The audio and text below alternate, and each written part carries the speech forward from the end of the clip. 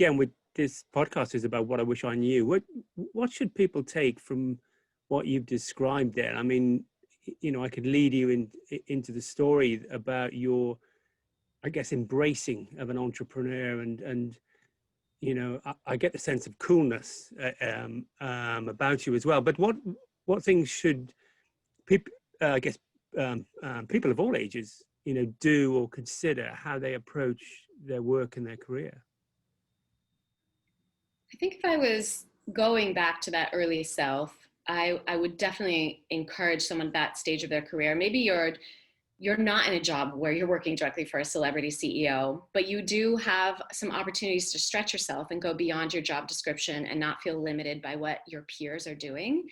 I'm so glad that in that environment, it was one in which when I raised my hand, people listened. When I asked for a seat at the table, I could earn it. It wasn't always given to me right away.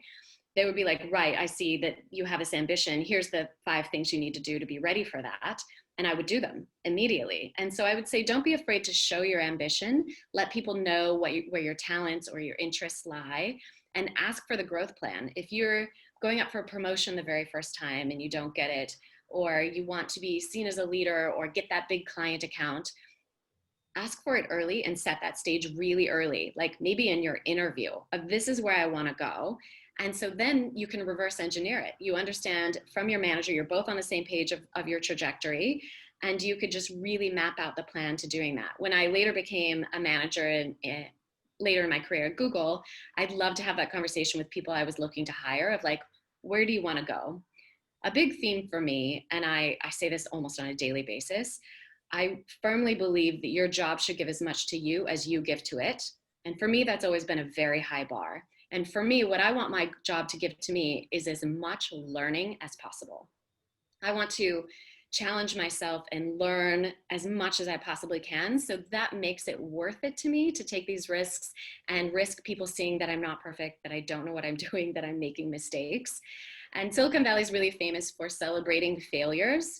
What I think a lot of people don't understand is when we talk about failure, we mean learning. You can literally swap those words one for one. We celebrate not the failure, we celebrate what we learned that could not have been learned any other way other than to try it, pivot, try it again. It's really the cycle of pivoting early and often and not being afraid of those little moments.